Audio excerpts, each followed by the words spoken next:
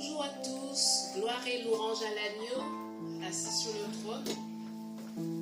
C'est là notre louange en ce matin pour dire merci au Seigneur pour toutes ses bontés à notre égard et aussi pour chacun d'entre vous, pour la grâce, la miséricorde qu'il nous accorde encore ce jour. Soyez les bienvenus à l'église Elim et nous allons commencer par donner la première place au Seigneur. Je vais demander à notre sœur Laki, tu puisses prier afin que le Seigneur puisse diriger et conduire ces mouvements.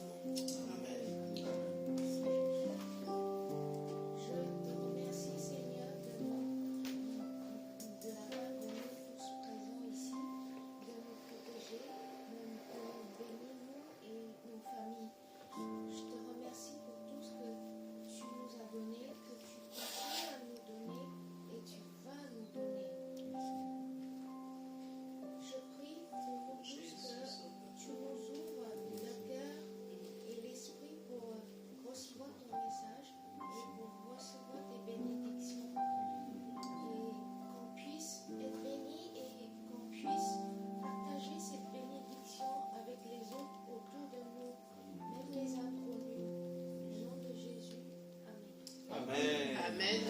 Gloire et louange à l'agneau. Nous allons le célébrer avec notre sœur Cathy. Soyez bénis. Je vous invite à vous lever tous. Ce matin, nous sommes ici encore pour louer le Seigneur.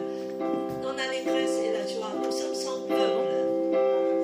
Quelle joie de savoir qu'il y a l'agneau de Dieu qui est là, qui veille sur nous. Oui, Seigneur, ce matin, nous voulons encore te donner gloire parce que tu es vivant, tu es puissant. Et Seigneur, que tout l'univers soit ta gloire. Alléluia. Que nous continuons le Seigneur de louer.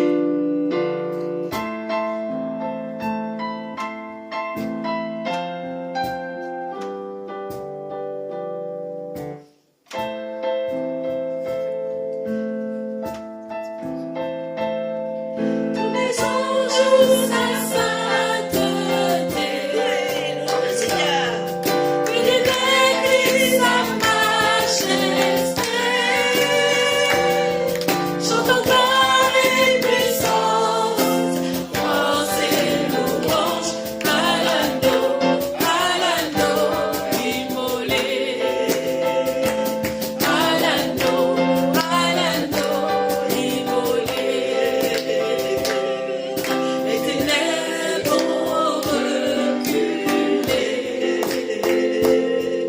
devant l'œuvre de la croix. Merci Jésus pour le croix.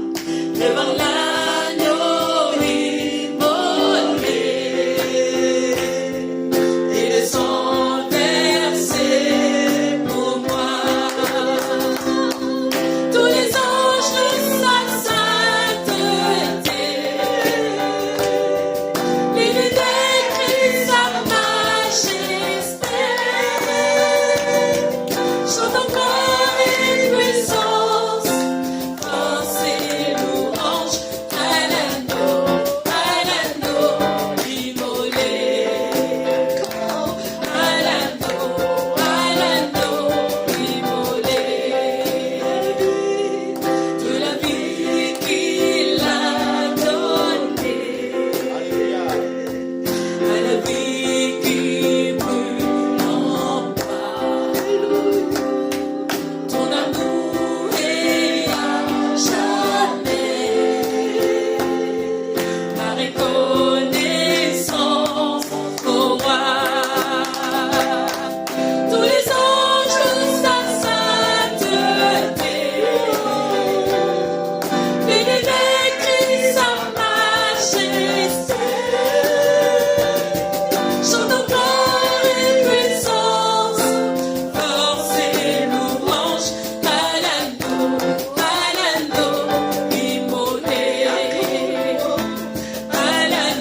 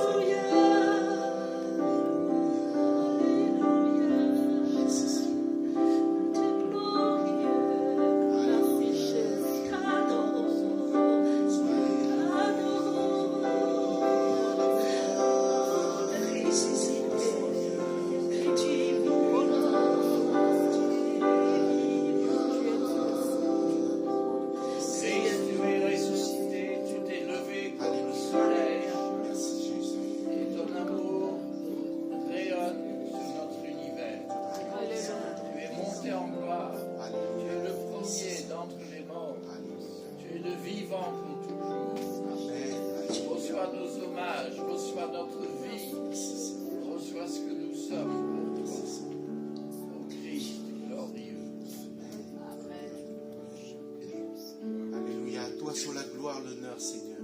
Tu es au plus haut, Seigneur. Vraiment, Seigneur, nous élevons nos voix à toi ce matin, Seigneur. Nous crions à toi ce matin encore, Seigneur.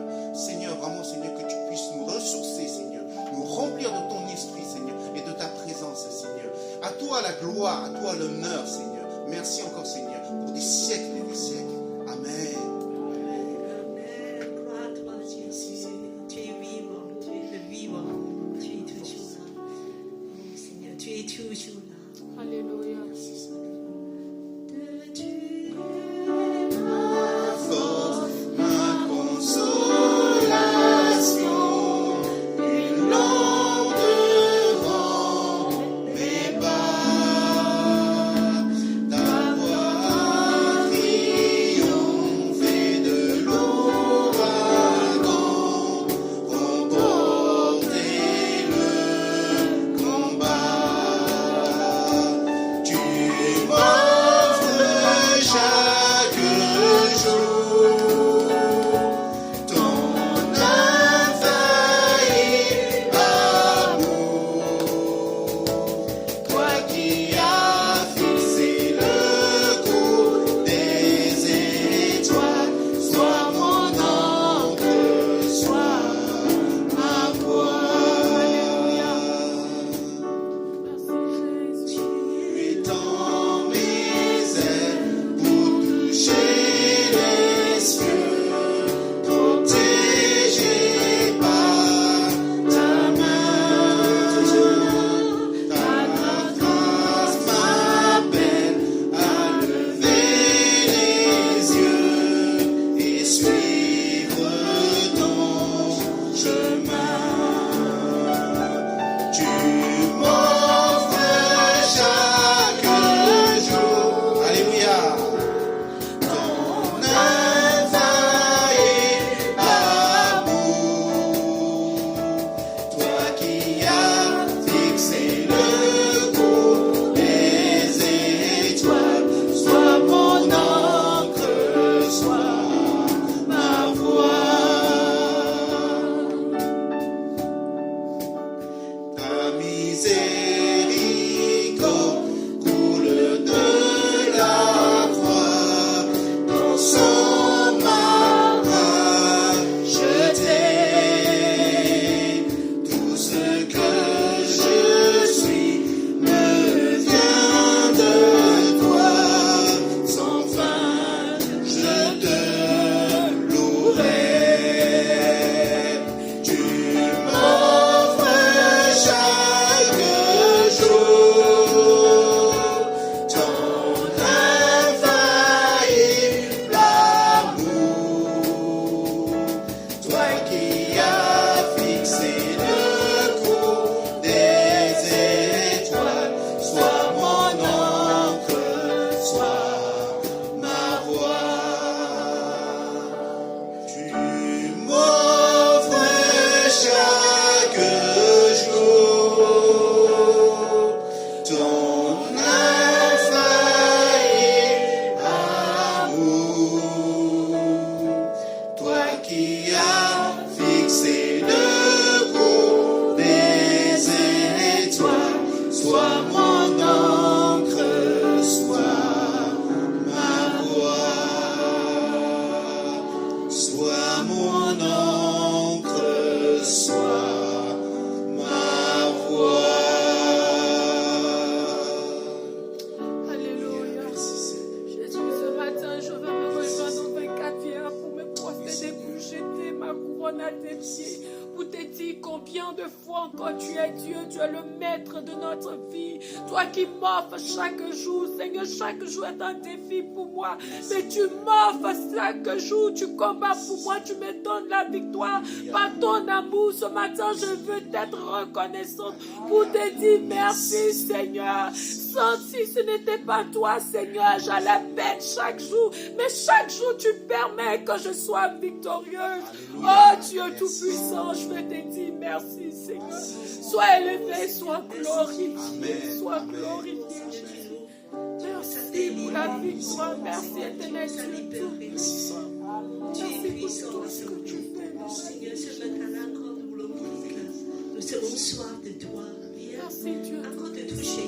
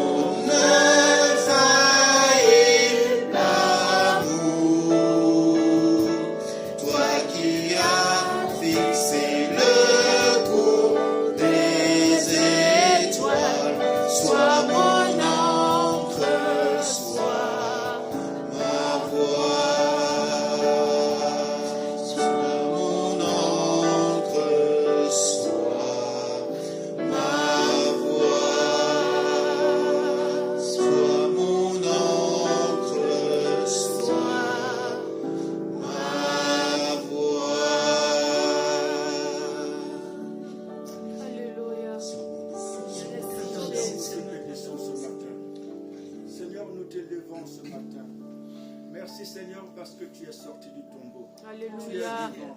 Nous te glorifions, oh mon Dieu. Merci, Béni Seigneur. sois-tu au Alléluia. milieu de ton peuple encore ce matin. Alléluia. Sois loué. Amen. Jésus.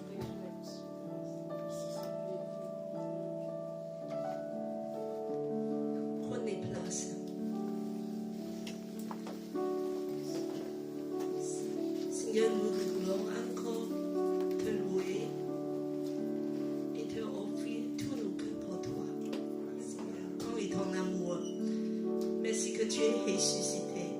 Seigneur, tu es là tous les jours, tu prends soin de nous. Chaque jour, chaque pas, chaque étape de nos vies, tu es toujours là. Tu es toujours. Ton amour ne changera jamais. C'est dans cet esprit que nous voulons te dire, Seigneur, de répondre à ton amour. Nous voulons te offrir tout ce que nous sommes dans nos cœurs par l'amour, avec un cœur reconnaissant.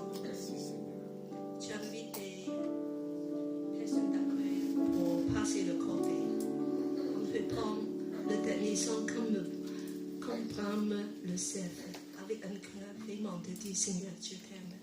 Comme Bram le sait, après les courants d'eau, je crie à toi.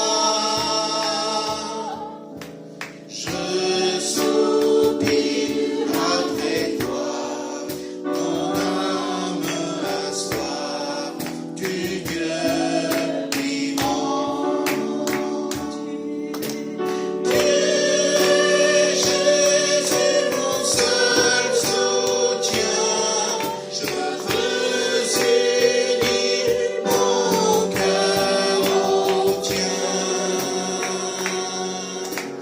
Comme Bram le sait, après les courants d'eau, je crie à toi. Pourquoi pour me désoler? À quoi bon me lamenter?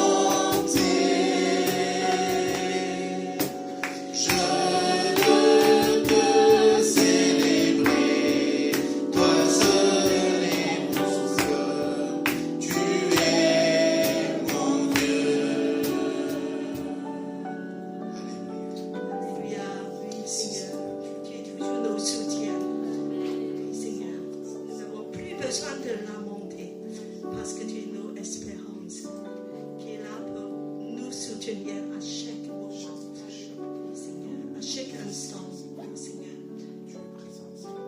tu es présent maintenant encore avec nous. Merci pour ton amour éternel. Merci, si doux, si tendre et immense. Alléluia. Je demande Nathalie, elle est là. Je demande Louise à prier pour les enfants. Éternel Dieu Tout-Puissant, Seigneur, nous voulons te dire merci. À travers nos offrandes, nous voulons te rendre grâce, te lever, te glorifier. Seigneur, cela est peu, mais nous voulons que tu l'acceptes comme un parfum de la purification de ton œuvre ici-bas. Bénis les mains qui ont donné, donne à ceux qui n'en ont pas. Et éternel Dieu Tout-Puissant, ta parole qui est attachée à ceux qui donnent, Seigneur, je prie qu'elle soit attachée à ceux qui ont donné. Et bénis aussi ceux qui n'ont pas pu donner, afin qu'ils puissent donner davantage. Merci, Gloire Jésus. et honneur te soit rendu, Dieu d'Abraham, Isaac et de Jacob, au nom de Jésus. Amen. Amen. Amen. Gloire et louange à notre Dieu. Merci à chacun d'entre vous de votre présence ici à Elim. Nous voulons souhaiter la bienvenue à ceux qui nous visitent. Alors, ma soeur, si tu peux te lever, juste nous dire ton prénom, s'il te plaît, afin qu'on puisse t'accueillir. Émilie. Voilà. Et sa petite fille. Ok, soyez les bienvenus à Elim. Voilà, l'église Elim, c'est une église des nations où la devise est d'aimer Dieu, d'aimer la famille de Dieu et de servir les autres. Voilà. Nos annonces pour ce mois-ci, donc après le culte, nous aurons le parcours des disciples. Donc nous sommes en train d'étudier le livre aux Éphésiens. Bon, je vais pas réveiller le livre aux Éphésiens. Donc ce sera le chapitre 4. Et je vais demander aussi aux enfants, vous venez rejoindre la sœur Adèle. Elle est à ma salle à côté. Petite Kéliane, il y a une sœur qui va. Si quelqu'un peut là. Voilà. Ah d'accord. Voilà. Sinon, nous avons rendez-vous le vendredi pour notre temps de prière via Zoom ou en présentiel ici dès 19h. Je pense avoir tout dit et puis quelques surprises à la fin du culte. Bon. Je laisse la place à notre pasteur. Toujours, oui. Toujours. Ah, bonjour.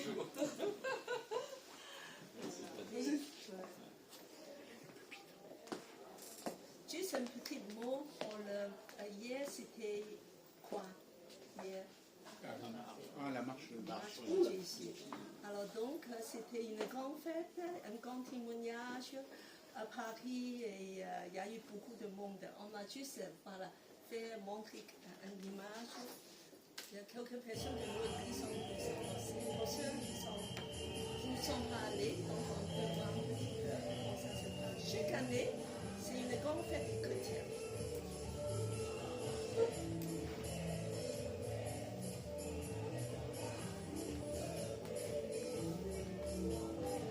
Il y a une dizaine des camions comme ça qui se défilent et puis beaucoup de chants. Vous savez arrêter où? D'accord. Voilà, après il y a eu un grand concert. Alors, je vous invite l'année prochaine voilà, à joindre pour ceux qui n'ont pas encore fait. C'est vraiment une expérience chaude et dynamique et un grand témoignage pour la vie de Paris. Bonjour, donc pasteur Stuart, comme j'ai dit, pasteur du jour, parce que je Non, c'est pas ton nom. pas toujours, oui. Et ça fait un petit moment que je ne suis pas là, donc je voudrais aussi souhaiter la bienvenue, et il y a quelques visages que je ne connais pas encore. Voilà. Merci d'abord de m'accepter encore pour prêcher, et merci à Cathy qui, vous allez voir, a bien préparé les choses, parce que bon, elle a mon texte toujours, donc il y a quelques clins d'œil dans mon texte au chant que nous avons chanté, donc ça aidera. Voilà. Alors, lire la Bible, source d'espérance, c'est un peu la suite des deux précédentes prédications que j'ai faites. On a parlé, si vous vous rappelez, la loi et les alliances, et la loi, les 10 commandements. Et là, c'est une autre regard, c'est de lire la Bible parce qu'elle est source d'espérance. En quoi est-elle source d'espérance? Donc, nous allons faire d'abord deux lectures bibliques. Le psaume 16, on ne va pas le commenter, mais ce serait bien de le lire maintenant. Et ce psaume, enfin cet extrait du psaume, parce que je n'ai pas mis tout le psaume, est intéressant parce qu'il est cité à quel moment dans le Nouveau Testament? On va voir si quelqu'un le sait. Non. Il est cité par l'apôtre Pierre le jour de la... Enfin, je pense que c'est le jour de la Pentecôte. Je pensais que vous allez le savoir, ça. La résurrection. Comment? Le jour de la résurrection. Non, c'est à la Pentecôte qu'il a cité, en acte 2, je crois. Et c'est intéressant parce que, enfin, pour ceux qui se penchent sur le détail, de voir la citation qu'il fait, donc, est d'après le grec de l'Ancien Testament. Donc, nous allons lire ce psaume qui est utilisé donc par Pierre comme pour attester la résurrection de Jésus. Alors, je ne sais pas qui va lire.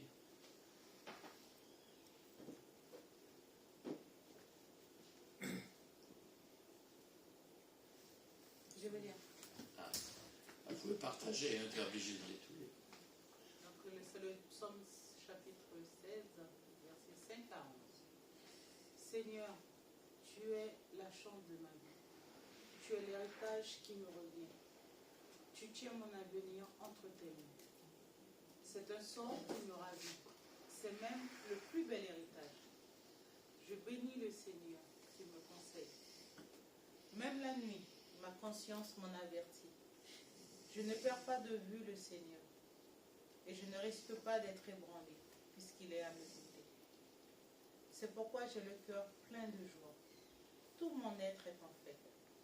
Je suis en parfaite sécurité. Non, Seigneur, tu ne m'abandonnes pas à la mort. Tu ne permets pas que moi, ton fidèle, je m'approche de la tombe. Tu me fais savoir quel chemin mène à la vie. On trouve une joie pleine en ta présence, un plaisir éternel près de toi. Merci. Prendre ce psaume pour nous, on peut voir des choses qui nous réconfortent dans ce psaume. Notre deuxième lecture est dans la lettre de Paul aux Romains. Alors j'ai pris encore la nouvelle français courant parce que c'est très accessible. Voilà. Donc si vous êtes habitué à notre version, vous comparez chez vous. Encore un autre lecteur? Une partie? Ainsi, nous avons été reconnus justes par la foi, et nous sommes maintenant en paix avec toi par notre Seigneur Jésus-Christ. Avec Dieu, il faut lire ce qui est marqué. Hein, Avec Dieu, par notre Seigneur Jésus-Christ. Par Jésus, nous avons par la foi eu accès à la grâce de Dieu en laquelle nous demeurons fermement. Et nous mettons notre fierté dans l'espoir d'avoir part à la gloire de Dieu. Bien plus, nous mettons notre fierté même dans nos détresses, car nous savons que la détresse produit la persévérance, et que la persévérance produit le courage dans l'épreuve, et que le courage produit l'espérance. Cette espérance ne nous déçoit pas, car Dieu a répandu son amour dans nos cœurs par l'Esprit Saint qu'il nous a donné. Amen. Amen. Merci beaucoup. Prions. Seigneur, ta parole est parfois comme un plat de résistance, parfois comme un dessert. Aide-nous à le déguster ce matin et d'en retirer quelque chose pour notre vie, pour la gloire de ton nom. Amen. Alors, le sujet, lire la Bible, source d'espérance, m'a été donné, je l'avoue, m'a été demandé par un autre pasteur, et donc je l'ai déjà partagé ce message dans son église. Et je l'ai trouvé un peu difficile.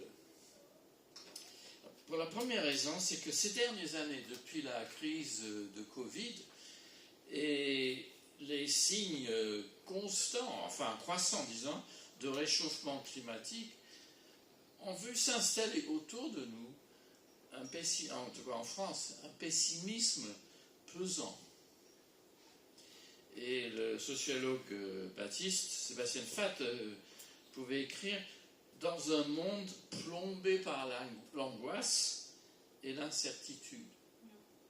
Et c'est un peu peut-être ce que vous ressentez autour de vous, et ça peut vous aussi vous atteindre, cette incertitude et cette angoisse. Les guerres meurtrières à Gaza, en Ukraine, et même au Soudan, s'affichent sur nos écrans. Et les récentes difficultés politiques, économiques en France et ailleurs, tout ça contribue à rendre la fin du mois, ou les fins du mois, plus difficiles pour certains. Tout cela fait que le climat semble morose. Peut-être pas sur la marche de Jésus,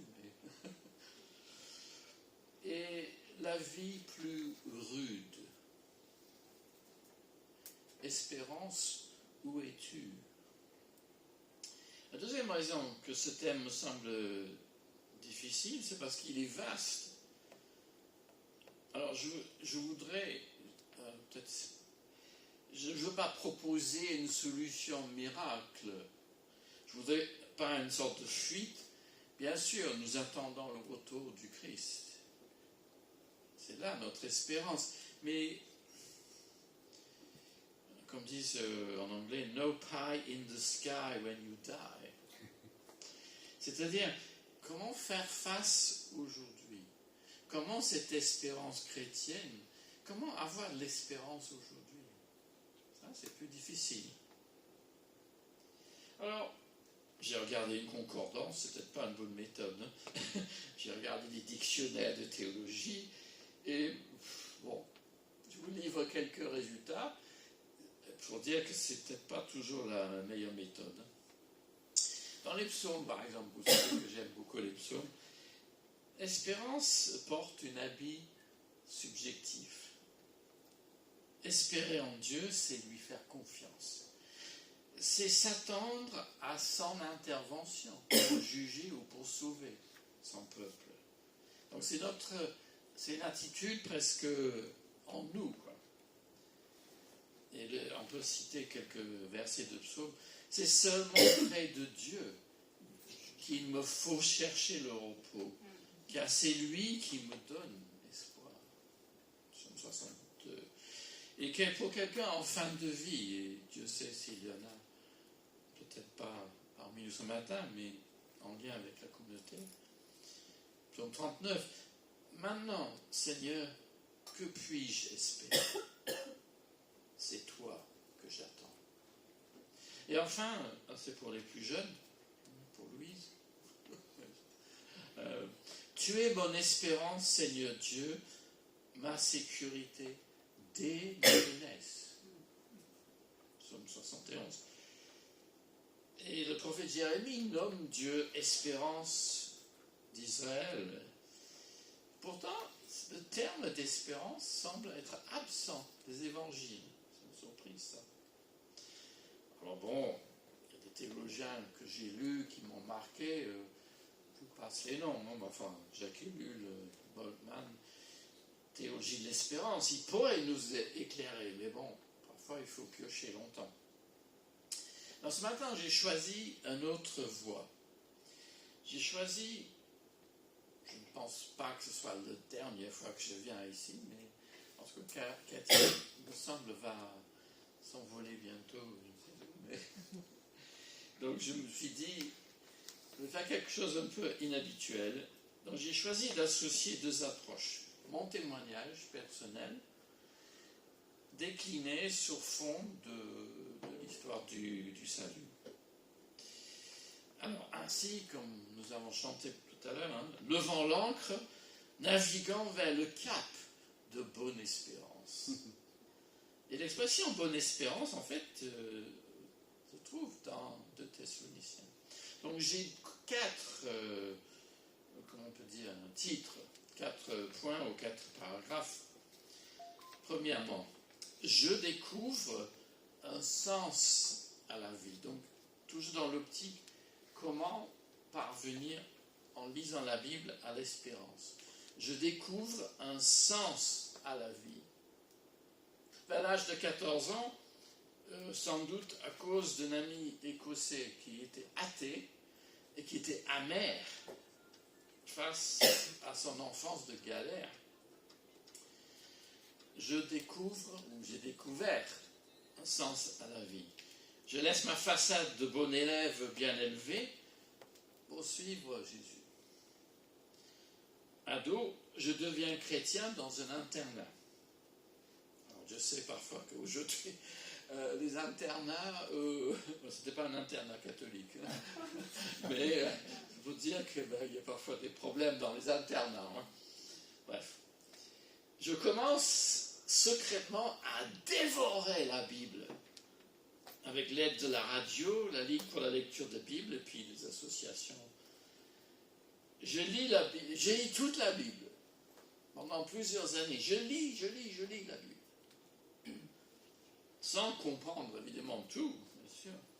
Et je rencontre Jésus, mon sauveur.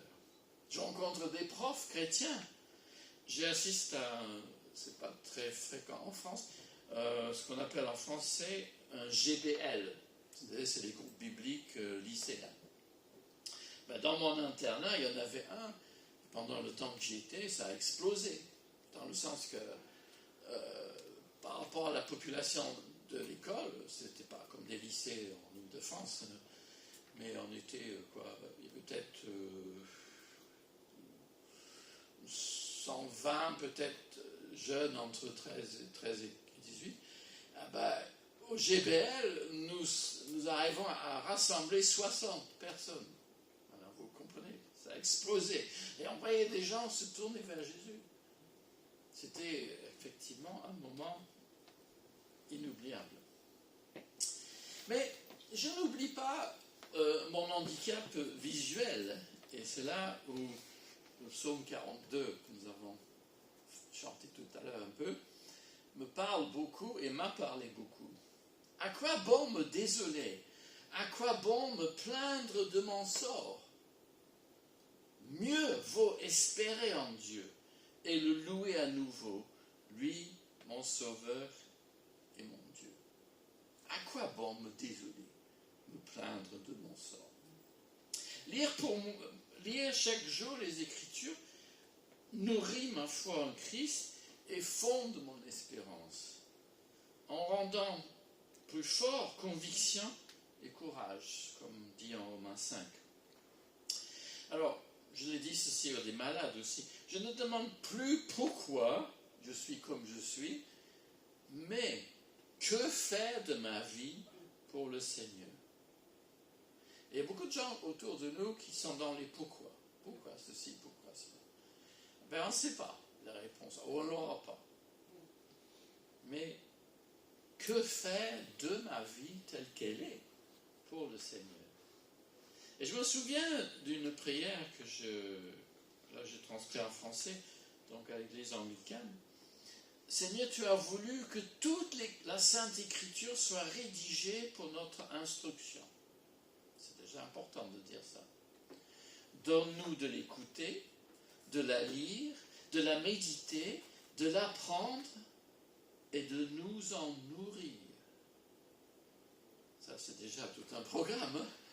Afin que, grâce à la persévérance et au réconfort qu'elle nous apporte, nous possédions l'espérance de la vie éternelle que tu nous donnes en Jésus-Christ, notre Sauveur. Alors cette prière, pour moi,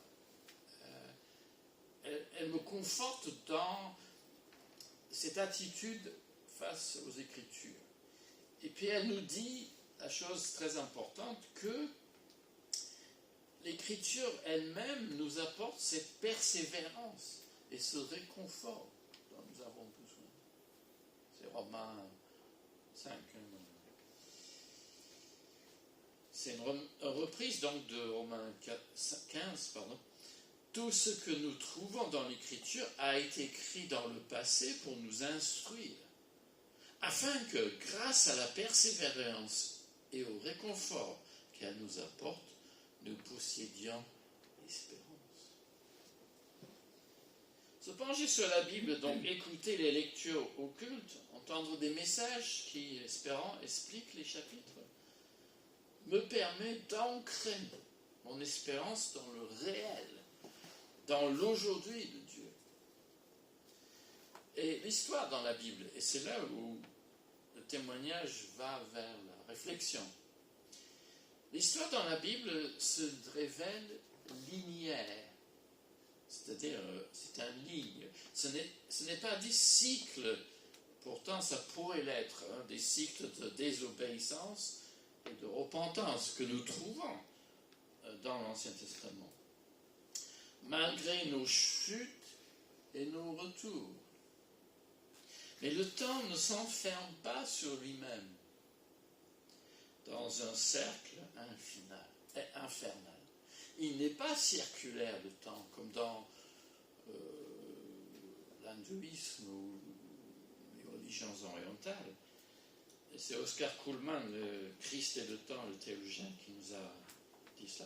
Nous ne sommes pas bloqués donc sur l'éternel rond-point, destiné à tourner sans cesse en rond. Par conséquent, l'histoire possède une direction, un sens. Elle tend vers un but. Alors, si l'histoire a une finalité, refusons nous-mêmes d'être fatalistes, croyant que notre vie a un sens aussi. Être fataliste, c'est la vie, c'est comme ça, je ne peux rien. Mais non. Oui, d'accord, mais la guerre n'est ni permanente, ni inéluctable. Les problèmes que nous rencontrons ne sont pas éternels. Et c'est grâce à ce qu'on appelle la providence de Dieu, le Père, que lisons-nous dans l'épître de Paul aux Romains, encore, chapitre 8, un verset qu'il faudrait écrire dans votre cuisine ou quelque part. Hein. Nous savons que toute chose contribue au bien de ceux et celles qui aiment Dieu et qu'il a appelé selon son projet. Oui, enfin, il y en a qui ont le... C'est dans son dessin, oui. Dessin, oui, enfin, dessin et projet, c'est la même chose. Oui, ça c'est une conviction claire que l'histoire va dans une direction, que Dieu veille à ce que notre vie personnelle, tout comme l'histoire, se dirige vers ça. On ne voit pas forcément, mais de dire que toute chose contribue au bien de ceux et celles qui aiment Dieu, c'est fort. Le Seigneur a prévu, et même que c'est l'État qui dispense les bienfaits de Dieu, qui assure la paix, il assure la sécurité, et qui veille à ce qu'il n'y a pas famine et tout le reste. Ça, c'est volonté de Dieu aussi. Toutefois, revenons au témoignage, aux années 70, j'ai eu un claque, ça ne semblait pas aussi facile. La fonction publique anglaise, donc, m'a rejeté, ne pouvait pas être employée par elle en fonction de mon handicap visuel. Ah. Alors, je cite ici c'est pas souvent, hein, un membre de l'Académie française, Jean Maison. Si Dieu en rêvant, son esprit et sa volonté sont à l'origine de l'univers, tout est possible, même l'invraisemblable. D'un côté, la certitude de l'absurde, de l'autre, la chance du mystère. Bon, c'est une formule peut-être pas tout à fait satisfaisante pour nous, mais en tout cas, l'idée est juste. Hein. Et c'est dans son livre comme un chant d'espérance. Alors, deuxième point. Alors, si l'histoire a un sens, une direction, deuxième, je ne suis plus prisonnier de ma perversité humaine. C'est une façon très élégante hein, de dire je ne suis pas condamné à rester ce que j'étais. Le crime reste toujours à la une. Hein. Les faits divers, les meurtres, les agressions de tous ordres ne manquent pas d'alimenter les informations. Bon, c'est un peu ce que fait vivre certains journaux et certaines chaînes de télévision. Mais ça peut relever notre angoisse. Alors j'ai découvert que le pouvoir du mal reste circonscrit grâce à la victoire du Christ qui l'a maté.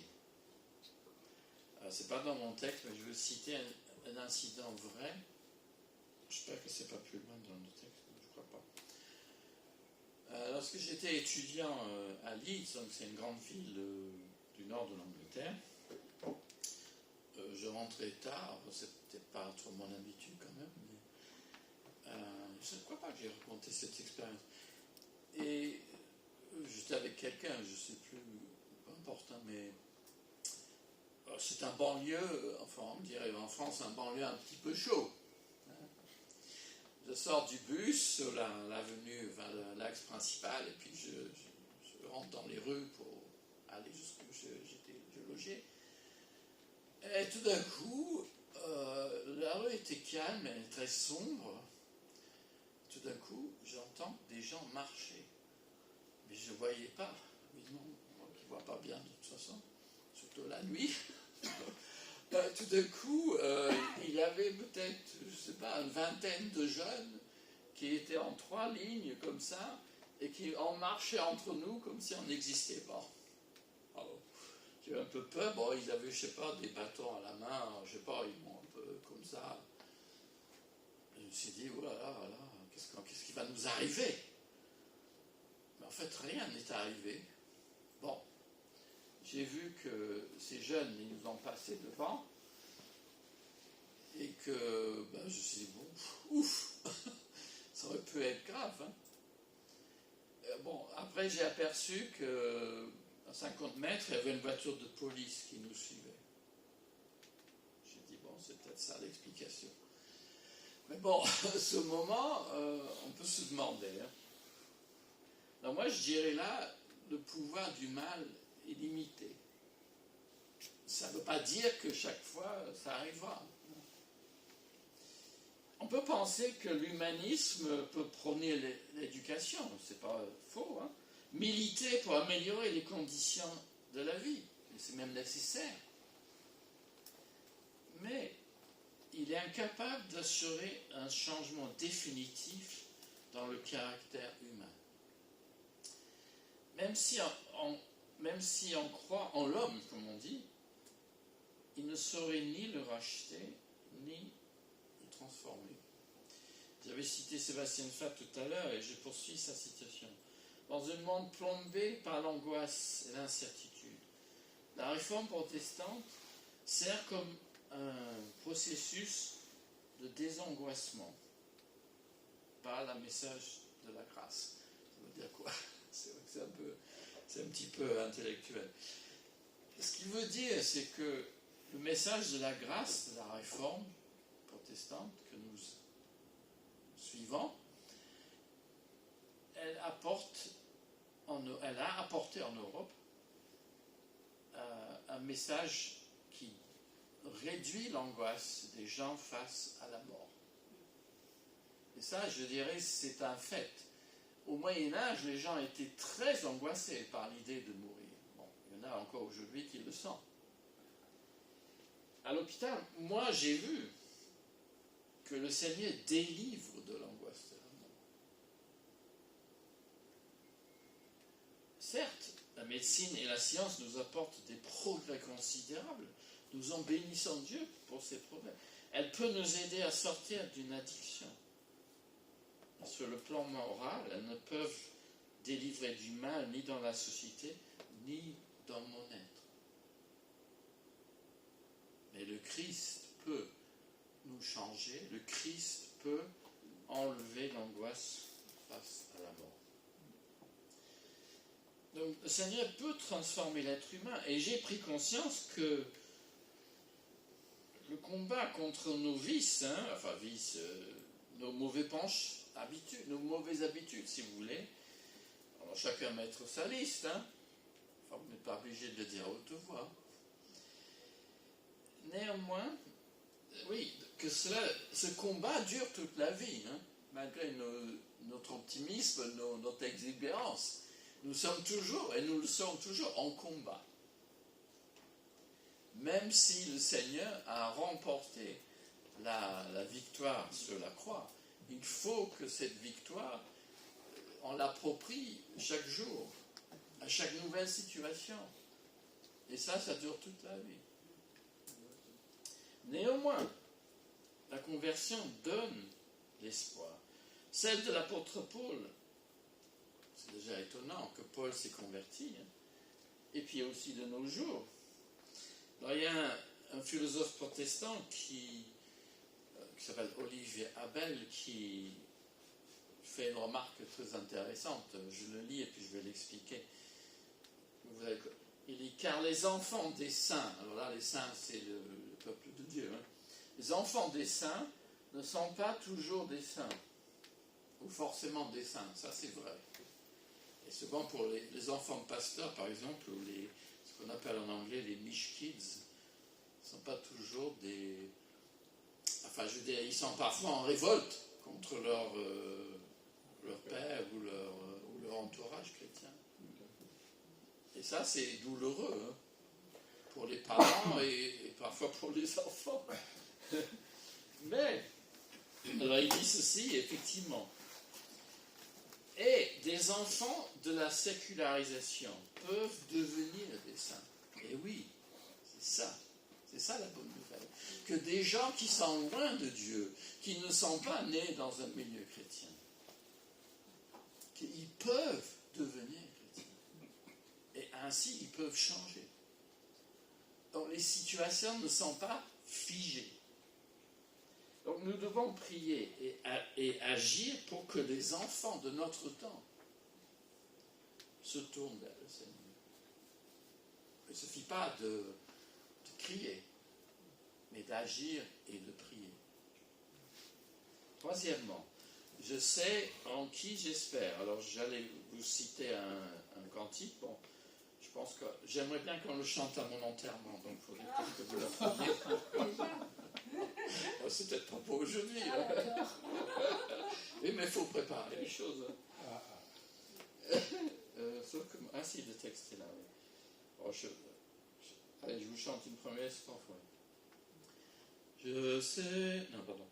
Je sais en qui j'espère, je sais en qui je crois, étranger sur la terre, je marche par la foi, je sais ce qui demeure quand sonne un jour le glas qui nous rappelle l'heure de partir d'ici.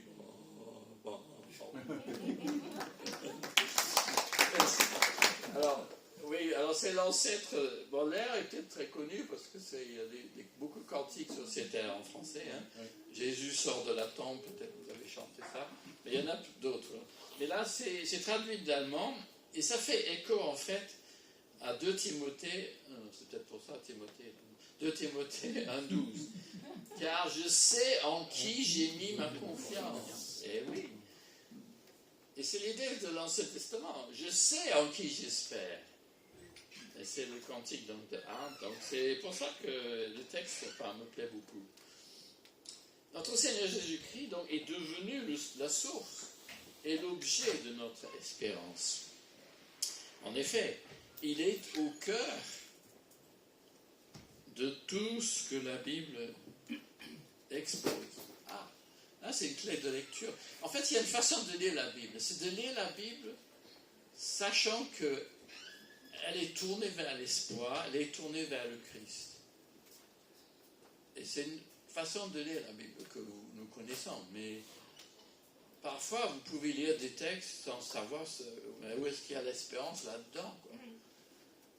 Mais si vous acceptez l'idée que toute l'Écriture nous parle du Christ, ils peuvent, d'une manière ou d'une autre, nous préparer à son avènement.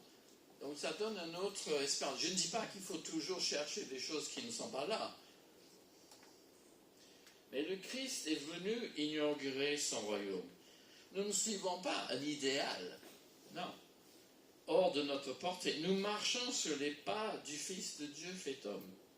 Nous refusons d'être déconnectés de la réalité. Hors sol, comme certains prédicateurs exaltés, ou des prophètes qui dévoilent leur calendrier des crises pour la fin des temps. Non, l'espérance est dans l'Écriture. L'espérance vient de l'Écriture. Or, les Grecs croyaient à l'immortalité de l'âme. Mais depuis la période des Maccabées, les Juifs attendent la résurrection des justes et des injustes. Et Paul trouve cette espérance accomplie dans la résurrection de Jésus. C'est ça la clé de l'espérance chrétienne. Ce Jésus est le pionnier de notre salut. Comme je l'avais prié tout à l'heure, il est le premier-né entre une multitude de frères. Ou comme traduit le Nouvel Français courant, l'aîné d'un grand nombre de frères et sœurs. Le Christ ressuscité, il est les prémices, alors ça c'est un terme qu'on n'a pas l'habitude d'entendre, ou la garantie de notre résurrection. Et c'est en cela que sa résurrection est source d'espérance, à la fois de manière générale, mais en particulier pour nous, parce qu'il est le premier et nous suivrons. Alors, je ne sais pas qui est-ce qui écoute, bientôt c'est le temps du tennis, hein, Roland Garros et ceux qui aiment ça. Alors, qui était le commentateur très connu? Nelson Montfort. Oui. Ah ben voilà ce qu'il déclare. Il a un témoignage. Je crois à la résurrection du Christ. Cette croyance me donne de l'espoir, de la confiance. Elle m'aide à vivre. J'y crois de plus en plus. La foi m'apporte bonheur, sérénité, tolérance. C'est son témoignage qui est apparu dans le journal protestant Réforme il y a un mois. Nelson Montfort, oui. Bon, il est dans l'église catholique, mais il retrouve, il le dit clairement là, sa foi en la résurrection du Christ. L'apôtre Paul dit, le Christ en vous, l'espérance de la gloire. Alors bon, c'est l'idée que nous avons l'assurance d'avoir part à la gloire du Christ. C'est ça l'idée. Alors, pour revenir au témoignage, moi j'ai connu des déceptions dans ma vie, des frustrations dans mon ministère même. Mon travail d'aumônier d'hôpital m'a fait côtoyer la souffrance et la mort. L'angoisse et le désespoir même. Et dans les tracas de la vie actuelle, nous marchons sur les traces du Christ, qui est à la fois un chemin de souffrance et de gloire. Il y a un livre, je pense que ça doit être catholique aussi, Brigitte Midon, Choisis d'espérer, traverser les épreuves avec le Christ. C'est un beau titre. Choisis d'espérer, vous voyez. C'est quelque chose que nous pouvons choisir. Traverser les épreuves avec le Christ. Et oui, c'est ça la différence. C'est ne pas dire qu'il n'y a pas d'épreuves, c'est les traverser avec le Christ. Il est notre compagnon de route. Jésus, notre sauveur, il a déjà parcouru la route. Vous allez me dire, il va finir bientôt. 4e point et dernier. Oui, c'est vrai que là, je reste collé à mon texte. Vous avez tout, là. Bon, il y a eu dans le sens de l'histoire, il y a eu la perversité humaine, il y a eu, je sais en qui j'espère, Jésus-Christ. Et quatrièmement, je deviens partie de l'Église. Et oui, ce peuple de l'avenir. L'Église, malgré ses défauts, et ça ne manque pas les scandales. Hein. Moi j'aime bien cette image. Je ne sais pas s'il y a des gens qui vont acheter un appartement ces temps-ci, mais souvent on visite l'appartement témoin pour savoir comment sont les autres. L'Église, c'est l'appartement témoin de la cité de Dieu. Elle est destinée à montrer au monde la vitrine de ce que Dieu veut faire. Alors moi j'ai vécu une bonne expérience dans ma première église baptiste à Leeds dans le Nord. Certes, elle m'a offert un stage pastoral, elle m'a permis de prêcher. Pourtant, je n'étais même pas diplômé en théologie, ni rien. Et j'ai découvert un quartier difficile qui a connu, après mon départ, enfin c'est pas lié, des émeutes. Et j'étais bénévole dans un centre civique, et là j'ai vu la vie. Et j'avais des gens remontés en face de moi. Je m'en souviens que j'avais un chef qui m'a expliqué comment il fallait s'y prendre. Parce qu'on avait des gens qui étaient désespérés, qui venaient pour avoir des conseils. On leur a coupé leurs allocations, ou le chômage, ou je ne sais plus, mais ils venaient nous voir, ils étaient au bout du rouleau. Ils étaient en colère. Et ils déversaient leur colère sur nous. Waouh! Alors l'Église a confirmé ma vocation et m'a envoyé en France, ce qui n'est quand même pas une mince affaire pour les Anglais. Ces membres ont payé mes études, ah oui, de théologie, oui. C'est l'Église locale qui a financé mes études. Bon, c'est une Église du monde, mais quand même. Et cette Église a été représentée au culte de consécration de mon ministère en 1985. Donc pour moi, je suis parti, c'est pas la seule expérience d'église, mais je suis parti sur une bonne expérience d'une église locale, comment elle peut être un vrai soutien. Je crois que c'est Tertullien, un père de l'église, il appelle l'église la troisième race, la nouvelle humanité, par rapport aux juifs et aux non-juifs.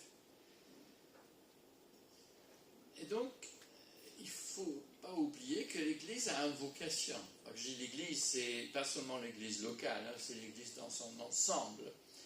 Elle a une vocation de dessiner une société alternative.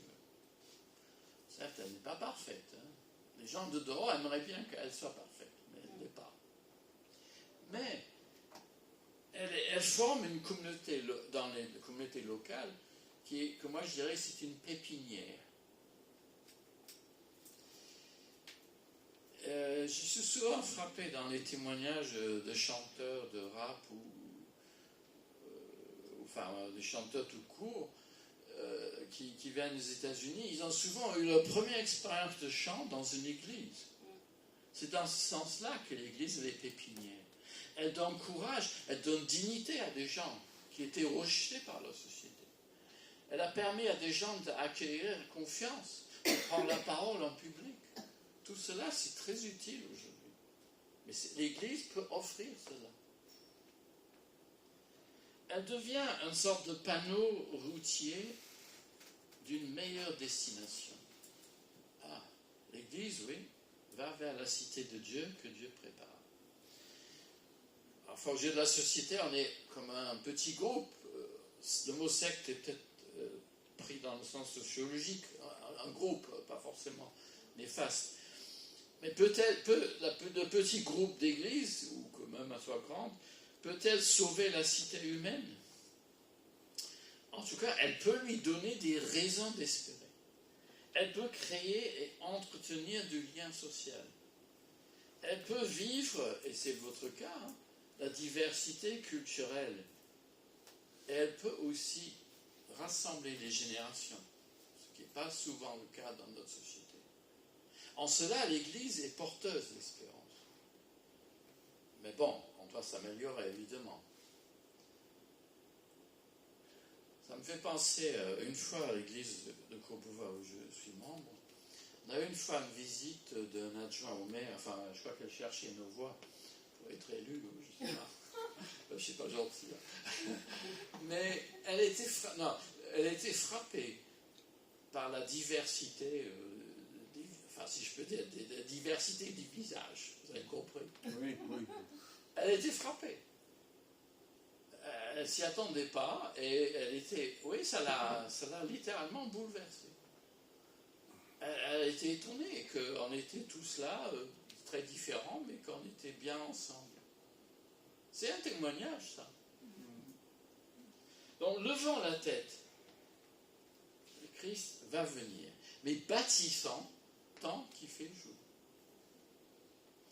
Donc, la conclusion, très simple, choisis d'espérer. Choisis le Christ. Mettez votre vie au service de notre Dieu. Que Dieu, la source de l'espérance, dit l'apôtre, vous remplisse d'une joie et d'une paix parfaite par votre foi en lui, afin que vous soyez riches d'espérance par la puissance du Saint-Esprit. C'est ma prière et c'est une parole de bénédiction et de fin. Qu'il en soit ainsi à mes prières. Oui, Seigneur, que mes paroles puissent nous aider, qu'on puisse les retenir et qu'elles nous aident à retrouver l'espérance, d'être porteurs d'espérance autour de nous. Aide-nous aussi à travailler, à être des gens qui doivent agir ici même dans cette communauté pour que les belles paroles se réalisent. Que ce ne soit pas seulement en l'air, mais qu'ensemble, cette communauté puisse avancer. Au nom de Jésus-Christ. Amen. Amen.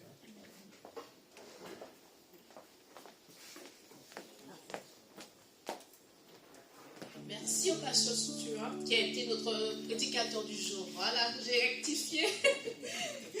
Merci mon frère. Donc aujourd'hui, dans le calendrier, c'est un jour spécial pour les mamans.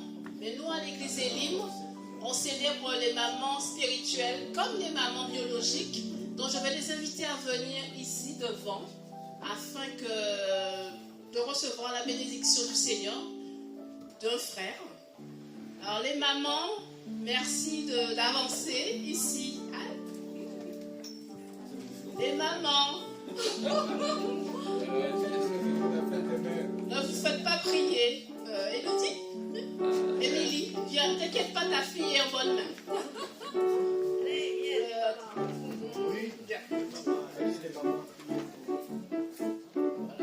Joanne, Adèle, Louise. Voilà, le gros plan sur les mamans. Nathalie.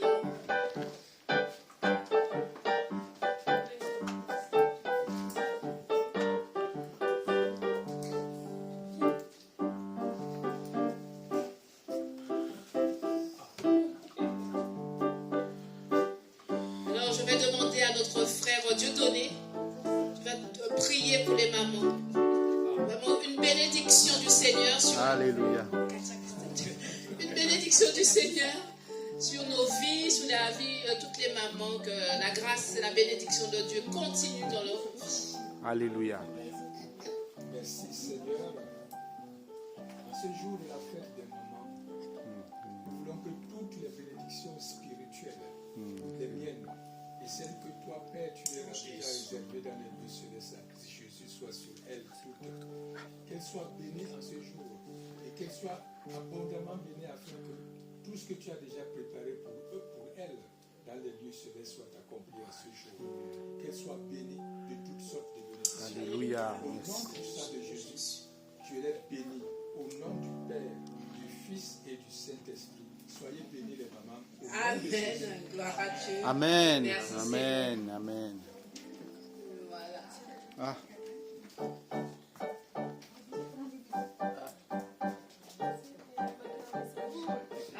Emma va nous interpréter un chant basé. Ah, vas-y.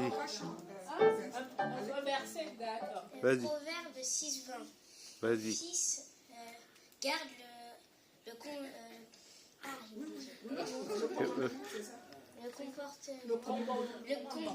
Le commandement. de ton père et ne rejette pas l'enseignement de ta mère. Amen.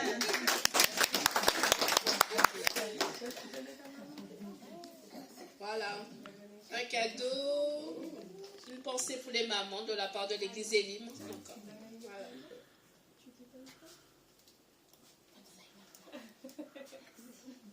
Elle connaît que sa mère.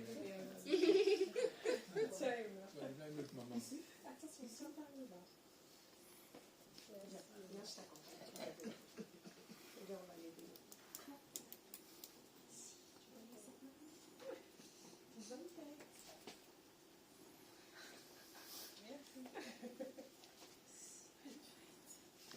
La mère des mères. Merci.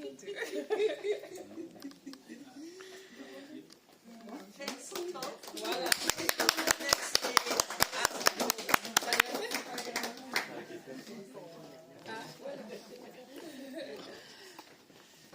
Merci encore. Et une pensée aussi aux mamans qui nous regardent En ligne. en ligne. Soyez bénis. Bon dimanche et à bientôt. Au revoir.